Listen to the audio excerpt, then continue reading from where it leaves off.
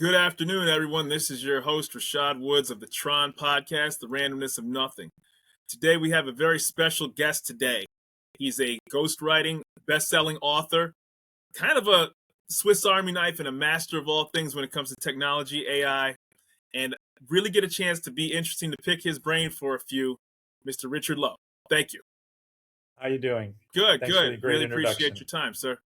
Yeah. So go ahead and tell us a little bit about, particularly when it comes to ghostwriting. I have a couple different questions. I'm really fascinated by how you got into the career of authorship after you transitioned from technology, being the director over at Trader Joe's for 20 years. Well, I was in tech for 33 years. Trader Joe's was 20 years of that. Right. I started out as just a coder, assembly language coder, very low level in the machine, on computers over the size of a room with less power than one chip on your smartphone. Right. And worked my way up to be VP of one company, and then moved to another company, was VP of that company. And then we went to Trader Joe's, director of computer operations, and was in charge of everything, cybersecurity, disaster recovery, Right. basically anything anybody else didn't want to do. Lots and lots of things. I had a whole staff. And then one day I was looking around thinking, I don't want to work for anybody anymore. Right. So I left my job, moved to Florida, Right. because it was as far away from California as I could get. And then started my my ghostwriting career, and it got off to a good start, and I've never looked back. So I've been doing it now for 11 years. In that time, I've written well over 100 books, 60 of them for me, 52 as ghostwritten, and it's been quite a journey. Yeah, it's been fascinating. So a couple questions I had for you is, how did you have a background in computer science before you got into computers? Because, obviously they're very prevalent now, but to have that skill set was such a unique unicorn to be in technology. Did you do any computer science or programming at an early age? No, I was a geology major. Oh, wow. Yeah, I remember back then they didn't have personal computers. All we had was calculators that were awful. They used something called reverse Polish notation. You'd have to type 3 characters for every character. Everything. It was awful. Gosh. It was horrible.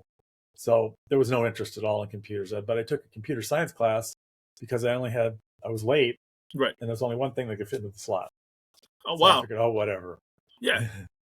And my teacher started a company. And he asked me to come on board. And I was his first employee. And that's dope. That's really cool. What college was that? San Bernardino Valley College in the beautiful city of San Bernardino, California. Oh, wonderful, wonderful. That was sarcasm. I couldn't tell, I couldn't tell. So I'll take it. My apologies for not catching the inside joke on that. I do have a quick question. So as you transition to ghostwriting, I thought it's fascinating because that's really where you found your voice. And that's what this show is all about when it comes to people who found that niche or that specialty that they're great at. How did you end up first getting into writing? Well, when I was 17 years old, Wayback Machine, I wanted to know my grandfather better. So I started talking to him. Then I realized there was a book there. So I wrote my very first book. And it was about his adventures in the Yangtze River Patrol before World War II. Mm-hmm. And then he was on the Philippines, got captured on Corregidor, was in the Bataan Death March. Oh, wow. And spent 4 years in a Japanese POW camp. And I realized I was talking to a hero. Wow. And nobody knew. Yeah. And I found his story, and it touched me, and I got to know my grandfather. And that book has since been lost. It was never published, but it was fun to write. Right. But then I had to make a living, move out from home, get married, the whole thing. Right. So I went into tech and made a career and made some money. But a few years ago, I was like, okay, I'm done with all that. Right. I could just go off on my own. And then, so you really didn't have like a coach then, like that taught you how to write. Like, do you recommend, like, obviously you do that for people. Did anybody guide you along the way when it came to learning how to write? Nope. I did it all on my own. That's Took a amazing. few classes, but I've been writing technical stuff through that whole time for business, for the job I was in. Right. And articles for some magazines and stuff like that. Okay. So I was picking up the chops of writing. Right. But that first few books were a struggle. It's funny because I think, the common misconception is that you talk a lot, you think a lot, so it must be easy to write it, right? I'm sure, I don't want to assume, but people, it's not nearly as easy as people make it out to be when it comes to actually formulating thoughts, characters, development, transitional sentences. Do you have any particular writing process that you follow? Well, when I ghostwrite, the first thing I do is I try and find out more about the client, the author. And then I want to find out about the audience. So we spend a lot of time talking to try and get under that. So I want to make a book that people are actually going to want to read and they're going to want to buy. Right. And if you don't do that, you're going to have a book that's going to sit on your coffee table and maybe sell 5 copies. And if that's what you want to do, that's fine. For sure. But if you want to sell a lot of copies, you need to know who your market is. Right. So we start with basically a marketing pass. Who's going to buy it? Why are they going to buy it? What are they going to get from it? Right. And then we go through the book and we want to find out for each chapter, and then finally at the end, what emotion the reader wants to feel. You want the reader to feel at the end of that chapter or the book. Right. So you want the reader to be angry, like maybe a political book, you're trying to get elected, you might want to be angry. A comedy book, you might want to be happy. Right. Children's book, you want to be uplifted. There's an emotion at the end, and that's far more critical than the information. The information is important also, but it's more important that you put them on this emotional ride through the book. There's ups, there's downs. You've seen a movie, there's ups, there's downs. Of course. There's you're like on the edge of your seat. Well, you do the same thing in a book.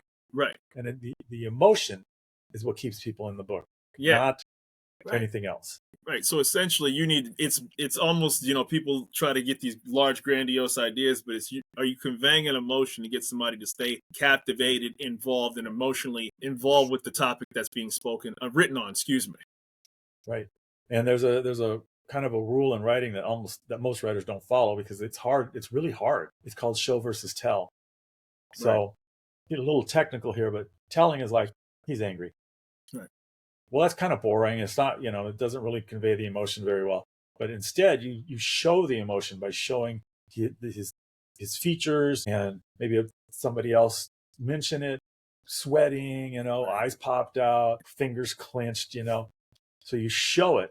You never tell the reader he's angry. The reader picks it up. And then there's another thing called subtext, where you have this conversation going on, but the conversation actually has some undertones. Mm-hmm. It's really hard to do especially for beginner writers. Right. The subtext is you watch Dune, there's subtext all over the place, the movie. Good movies and good writing has a lot of subtext and a lot of show. Right. The problem with show is it takes a lot of room to write. Okay. So you got to use it judiciously. It's not all show. Sometimes you just want to get from here to there. Say, okay, he walked that far, Right. But then you want to, if you got to take your time, well, he meandered up this path and he tripped and he smelled the flowers. For sure. So, sure. And that's important in a nonfiction book too. You want to show them the information, not tell them the information so much. So you don't have a big table. You might have a big table, but instead you might walk them through some examples, some quotes, some real life case studies, right. And then they get the idea much better. Well, it's funny you say that because that was going to be my next question, the entertainment versus gathering knowledge, because I think somebody, and I'm not making a broad statement here, but I'm like, okay, if I'm reading a particular book for my enjoyment and it's engrossing to me on an entertainment level or an emotional level, I have a different set of feelings or expectations I would versus if I was reading a technical book, where maybe because it's a process-driven situation, I could understand that it may not need to convey as many emotions to me, but you made a great point that people are visual and that they need to see certain things taking place. Now, you've written a lot of computer and AI books. Can you give us some examples? Well, in a computer book or an AI book, they're written by people who are experts in the field, usually C-level, right, who wanted to convey their message to other leaders. Right. So they didn't get into the bits and bytes and how AI works. Mm-hmm. Instead, they're getting into more of the business, like AI will have this return on investment. The ROI. You need to go here. You need to do this. This is a gotcha. Worry about that. Find out your market, blah, blah, blah. So it's more about the leadership aspects of AI mm-hmm. and how your company can prosper with it or not, right, versus getting into the technical, how does blockchain work or how does the metaverse work? That's sure. a different.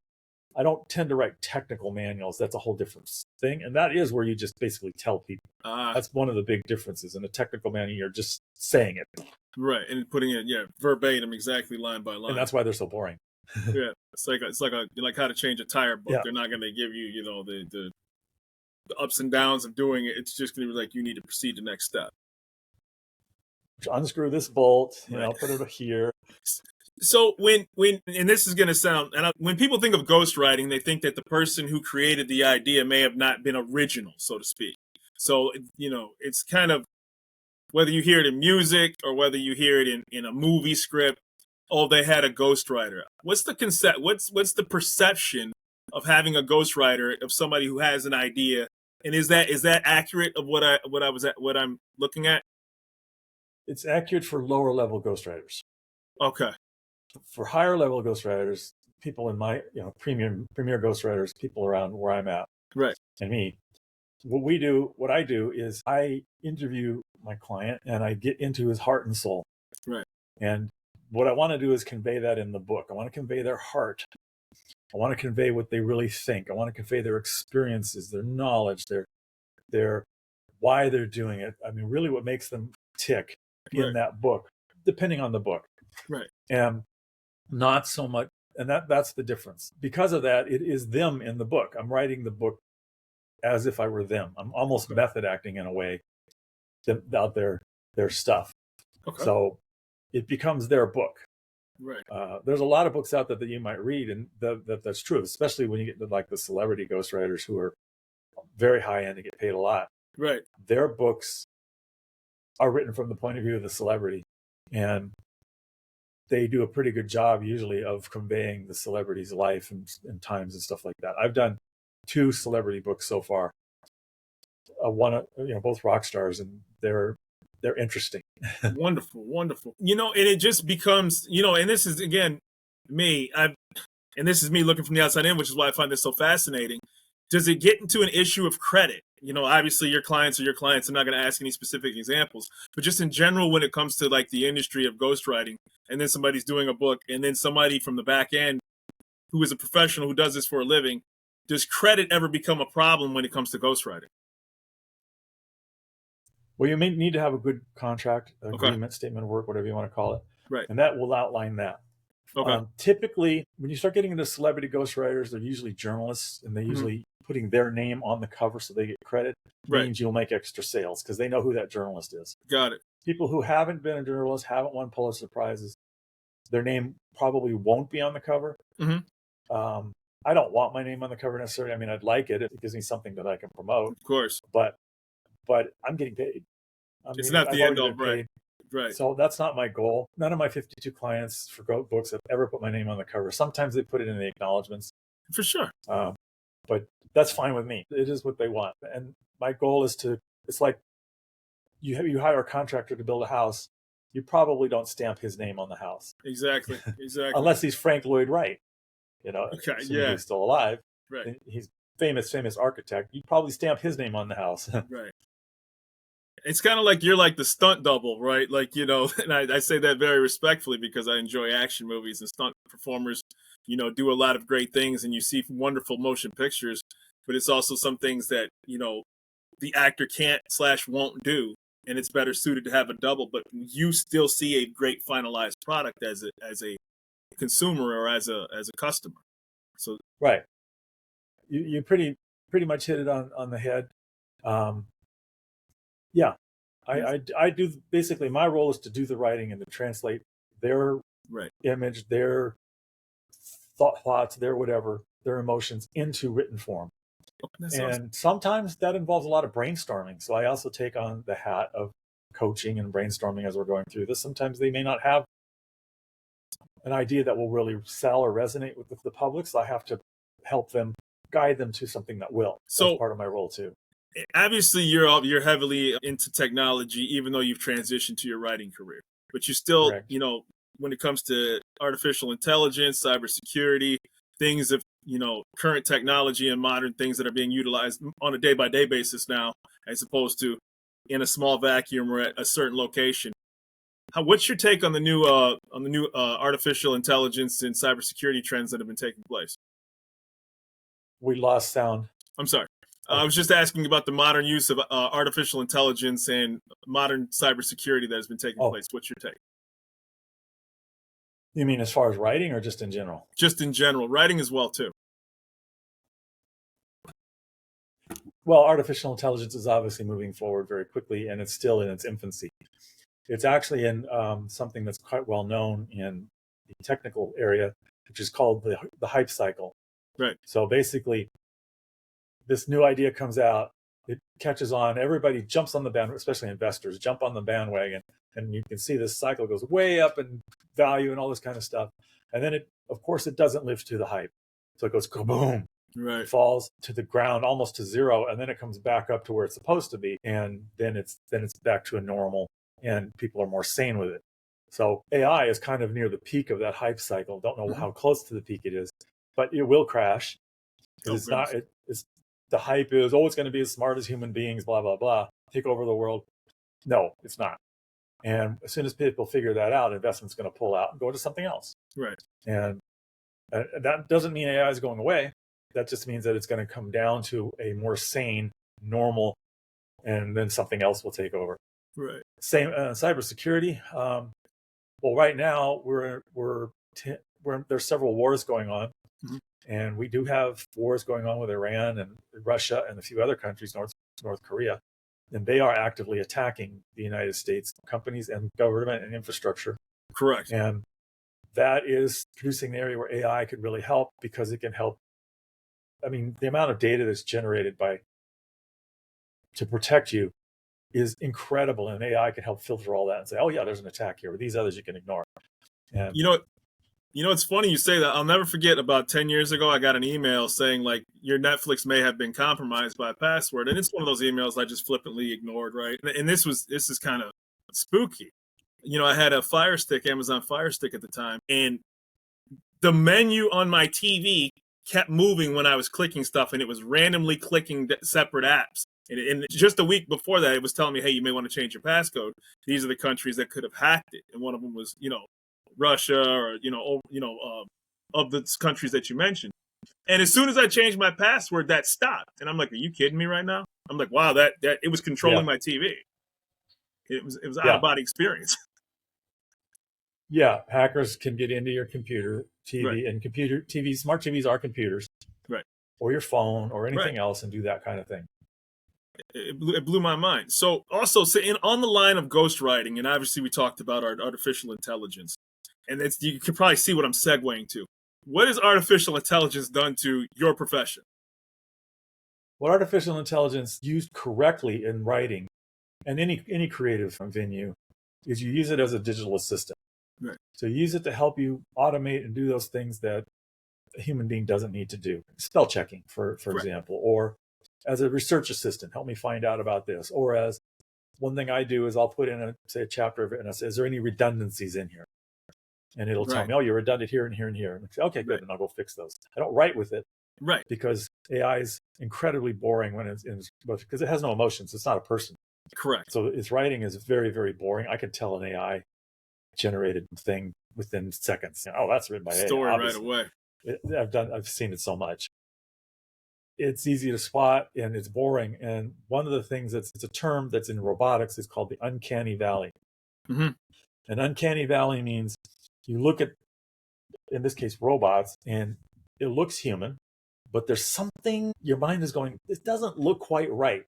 And it could be as simple as there's no hair on it, or the hairs are wrong, or something. Right. Well, it applies to other things too. For example, in movies, when you watch a movie, especially Marvel movies now, the CGI can throw you off. No doubt. And you don't know what it is. Something about this movie's wrong. Like Rings of Power has a famous example where the boat's going through and it's not going up and down. It's on the ocean, but the background is stable. Right. So that's your mind probably won't pick that up consciously. No. But unconsciously is going, that's wrong. Right. Right. And that appears in writing too. You're reading this thing and you're going, this doesn't read quite right. Uncanny valley. Got it. So Got it. I haven't really heard that term applied to writing very much, but the basic concept is something's off about it, and your mind figures it out, but it doesn't consciously seep up until you sit down and really look. Right. And then you look at the movie and you see that, oh, the shadows are pointing wrong. Right. Well, something like that. I've watched Foundation on Apple TV, and if you can't tell that CGI, that there's really not a place of, infinite sand and massive buildings where, ships are coming down in, or Dune, circa Dune. But it's those subtle things, like you said, like a boat, right? Because it's so subtle. There must be on water. It's like they're really on a set that's about, 30 feet, 40 feet wide with a green screen in the background. Right. It's all green screen now. Right. And yeah, Uncanny Valley is a big thing. And it's really, really hard. People don't understand that it's there, and they don't think about it. The producers, the set builders and things, they probably didn't even think, oh, this boat's on water, it should be moving up and down, Right. as the water moves. Exactly. No, it's just of course, what you see on the screen is the background should be moving up and down a little bit. Right. It's not. Right. Well, that's not how water works. So I'm curious, do you ever have to turn people down either because of subject matter, interest, or any other reason as well too when it comes to ghostwriting opportunities? Oh yeah. Oh wow. I turned down revenge memoirs generally, where say the wife wants to get revenge on the husband that she divorced. So those have legal reasons why I won't do them, for sure, obviously, and they're not fun to write. Of course not. I had one potential client come to me. He offered me a lot of money. It was very early in my career to write a book that he wanted to expose. He was a confidential informant for one of the agencies, probably the FBI, embedded deep into the mafia, and he wanted to expose everybody on every side with real names. I was like, he said, I'll give you like $100,000 to write this. I said, yeah, I'm not going to be able to spin that from inside of a grave. Right. Well, I'll protect you. It's like, you're coming to me you want me to help you expose all these people. Correct. And you expect me to believe that you're going to keep my name secret? Wow. That it's crazy. So basically he almost asked you to do like a Goodfellas kind of a situation, right? So I said, no, thank you. Well, 100, 150. No, thank you. Go find somebody else. I think he would have gone higher, but I wasn't going to touch it. And that was a smart move on your end. You'd rather just stay to, your safety. You can't put a price on that. Well, I was hungry back then, and I definitely would have liked that project, but yeah, no. And there's the occasional person who's just, like a Karen, right. Right. Who's just somebody who's not easy to deal with. One thing I stress to all my clients is both of us need to be the adults in the room. Absolutely. And if I say something dumb or you don't like what I'm writing or whatever's wrong, tell me. I'm an adult. Right. Right. If there's some, I expect you to come back and basically mark up the writing, and I want you to do it. And if you need to mark it all up so that there's blood dripping from it, basically, do that. I heard a story of one person who came to me. I did wind up hiring him. Excuse me. He hired me. He came to me and he dropped the old ghostwriter because he handed the ghostwriter all of the changes, and the ghostwriter actually broke down crying. Wow. Like, it was his masterpiece or something. It's like, oh my goodness. And the reality is he's not criticizing the ghostwriter, he's criticizing the work. Right. It's not what he wanted. Right. So, oh my goodness. So he did the ghostwriter lost the business. And oh jeez. Well, wow. And I got the business, so I was happy. So I'm not going to break down crying because you put red marks on my work. That's part of the process. Exactly. Do you have a challenge of getting personal information out of people? Because I'm sure there's some very deeply embedded, either traumatic or personal items, relationship, family, etc. What type of care is involved with situations like that when somebody wants to tell their full story, either inspirationally or circa biography kind of a deal? Never had anybody who has any problem telling me stuff yet. Okay. We have a non-disclosure agreement, and I treat it very seriously because obviously it's my business. And usually the problem is they talk too much. Of course. And I have to limit the meetings to an hour. Okay, we're getting close to the hour, but I'm not done. We'll have another meeting later. But so I try and guide the person in to talk about what we need to talk about, because people like to talk. It's like these are things they've never told people before sometimes. Got it. And how does I'm sorry, I apologize. Go ahead. Sorry, that's fine. Yeah, because I've seen some books, like Kevin Trudeau got legal action taken against him because he promoted certain items that weren't true, and he kept doing it. So what's the legality of books when it comes to what you can do, what you can't do? Like, whether it's proven medicine, that area seems a little unclear to me. Well, just think of it take the book out of the picture. So if you were say writing a book about some vitamins that cure cancer, you better be able to prove it, because the FDA is going to come down on top, Okay. FTC is going to come down hard on you. Okay. If you're slandering somebody, then that could be a civil lawsuit. Just so if you take the book out of it and put it into the real world, the same thing could happen to the author. Okay. I've never heard of a case where it comes back. Well, I've heard of one case where it comes back to the ghostwriter, and that was the celebrity ghostwriter. Oh, wow. Who basically made stuff up.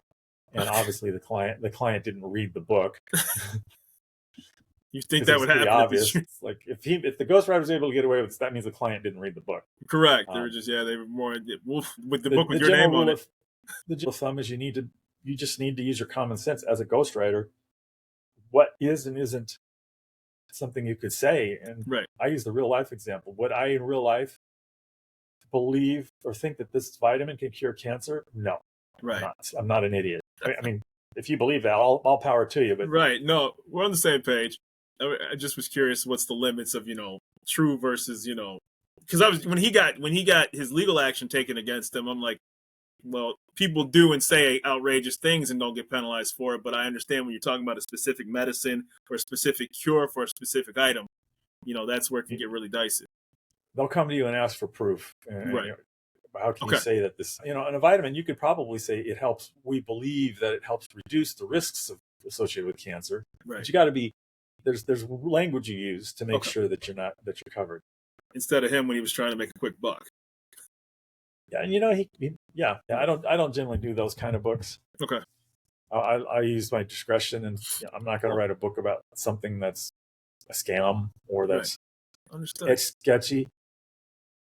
It's just not me. Well, I saw, a lot of the testimonials that people did for you and the services that you have to offer. Obviously, you don't need me to be located, but for people who would be listening, where can they find Richard Lowe? You can go to thewritingking.com, that's THE, writingking.com, or ghostwriting.guru. Okay. Either one of those sites will bring you to, you'll find places to schedule a meeting all over those sites. Awesome. And then schedule some time to talk. Half an hour, an hour, whatever you need, and we'll talk. And you can do book coaching or ghostwriting book coachings where you do the work yourself. I coach you through it. Right. So if you want to write the book, but you need help. And ghostwriting is where I do the work. Right. And sometimes it's I do all the work, usually. And sometimes it's more collaborative. It depends on the client. So you can go to those two places. You can find me on LinkedIn, Richard Lowe Jr. Connect with me. Let me ask you one final question. Has any movie studios or film studios, again, your clients are confidential, I'm not here to ask for, but has anybody ever from a entertainment avenue ever requested your services? No, not yet. Okay. Not yet. That's not an area I've really pursued. I wouldn't mind. Right. But not something that I've been interested in. I don't have the connections. Okay. But if somebody out there wants me to write a movie script, call me up. I'm just curious, right? Because with all the technical prowess and the things that you do, I thought that just piqued my curiosity. I would love to write. I would love to go into that area. My understanding is it's super competitive. Oh, I'm sure. I'm sure. I can only imagine. Yeah. But probably I'd have to know somebody. Oh, I'm sure. And if you were actively pursuing it, and like I said, it seems like your pond is, for lack of a better term, feeding you well. And so, but I could wish you continued success in whatever avenues you decide to dip your toe into. And this is what the T.R.O.N podcast is all about, talking to fascinating people such as yourself with compelling stories, ideas, and paths in life. And that's why I'm honored to have you carve out a little bit of your time for us. Well, thank you. It's been my pleasure. Great podcast. Appreciate you, Richard. You have a wonderful day, okay? Okay. Thank you.